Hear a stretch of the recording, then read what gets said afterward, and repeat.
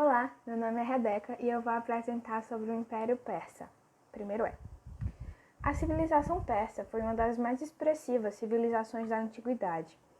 Entre 612 a.C.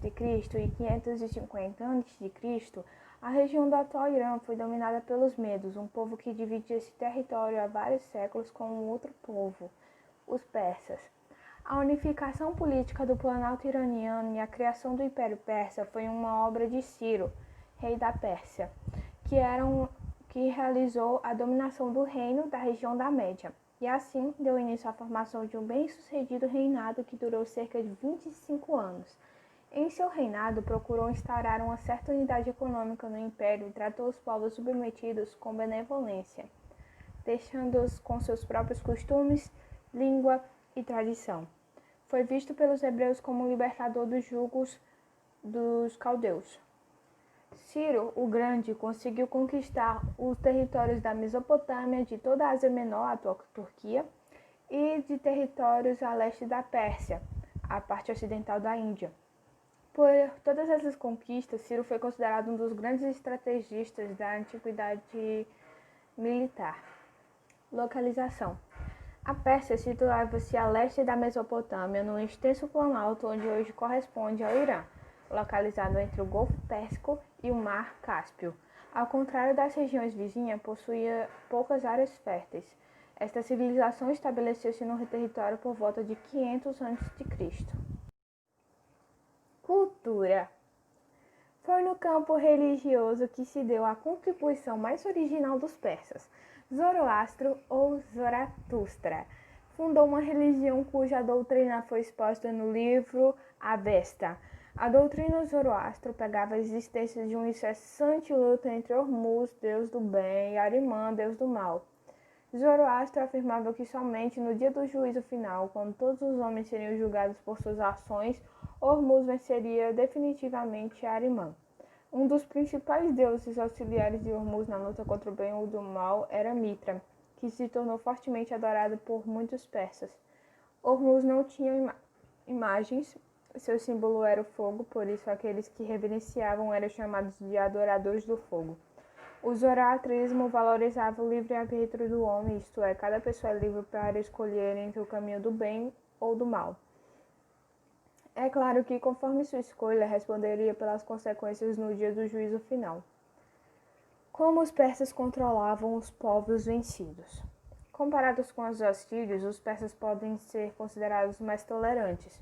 Os persas respeitavam a língua, os costumes e a religião dos povos dominados e, além disso, libertaram os judeus do cativeiro da Babilônia e eles auxiliaram para voltar à Palestina e reconstruir o Templo de Jerusalém. A arte persa recebeu grande contribuição dos estilos mesopotâmicos e egípcios. A arquitetura persa teve, contudo, caráter bastante igual na harmoniosa combinação dos elementos estrangeiros, no luxo da decoração e a grandiosidade das estruturas. A arquitetura persa foi, sobretudo, uma criação dos reis para sua própria exaltação. No governo de Ciro, os povos dominadores eram bem tratados, e sempre era possibilitado a liberdade de ação, de emprego e de religião. Porém, eles eram obrigados a servir o Império Persa e pagar tributos.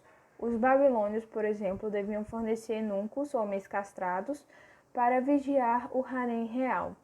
O descumprimento das ordens persas poderia resultar em pena de morte ou grave castigo. Com essas características, Ciro fortaleceu seu exército e seus soldados dessa maneira. O Império Persa foi marcado pela força que eles tinham como guerreiros.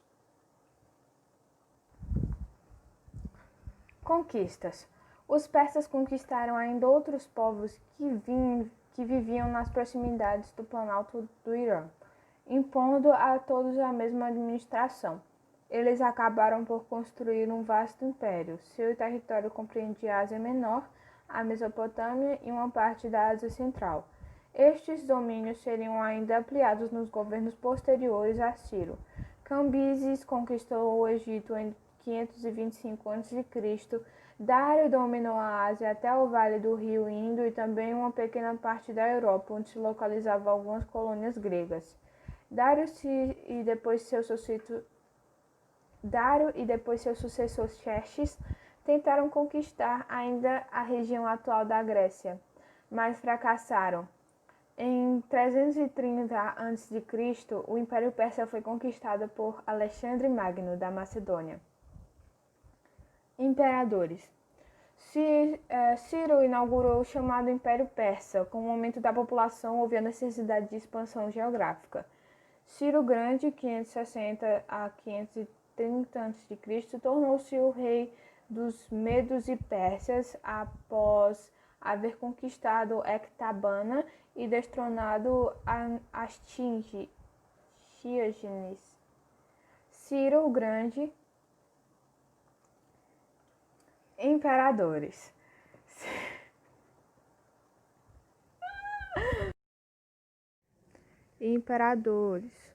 Ciro inaugurou o chamado Império Persa. Com o aumento da população, houve a necessidade de expansão geográfica. Ciro o Grande tornou-se rei dos Medos e Persas após haver conquistado Ecbatana e destronado Astíages.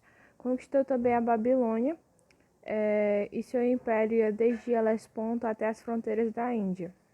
Ciro não proibia as crenças nativas dos povos conquistados. Concedia alguma autonomia para as classes altas que governavam as regiões dominadas pelos persas, mas exigia em troca homens para seu exército, alimentos e metais preciosos. Ciro morreu em 529 a.C. Cambises, filho e sucessor de Ciro, iniciou uma difícil campanha militar contra o Egito. Em 525 a.C., finalmente vencida pelos persas na Batalha de Pelusa. Nessa época, o Império Persa abrangia o Mar Cáspio, o Mar Negro, o Cáucaso, grande parte do Mediterrâneo Oriental, os desertos da África e da Arábia, Golfo Pérsico e Índia. Cambises pretendia estender seus domínios até Cartago, mas não conseguiu levar esses planos adiante por causa da violenta luta interna pelo poder. A luta pelo poder prosseguiu após a morte de Cambises. Dário, parente distante de Cambises, aliou-se aos fortes setores da nobreza, tomou o trono e iniciou uma nova era na história da Pérsia. Não havendo herdeiros diretos, Dário I subiu ao trono em 521 a.C. Ampliou as fronteiras persas, reorganizou todo o império e exterminou várias revoltas. Ciente da imensa dificuldade de governar sozinho um vasto império, dividiu as províncias denominadas de satrápias. Cada satrápia tinha um governo. A queda. Na tentativa de conquistar os povos da Grécia, o Império Persa encontraria seu fim. No governo de Dário I, eles se envolveram nas guerras médicas contra os gregos. Desde a Batalha de Maratona, os persas amargariam sucessivas derrotas. Assim como Dário I, os reis persas Xerxes e Artaxerxes fracassaram no objetivo de subjugar os gregos. No choque entre as duas civilizações, os gregos levaram a melhor. O Império Macedônico, que havia conquistado toda a Grécia, tomou dores dos gregos e passaram a lutar contra os persas. Em 332 a.C., o Império Persa chegaria a seu fim.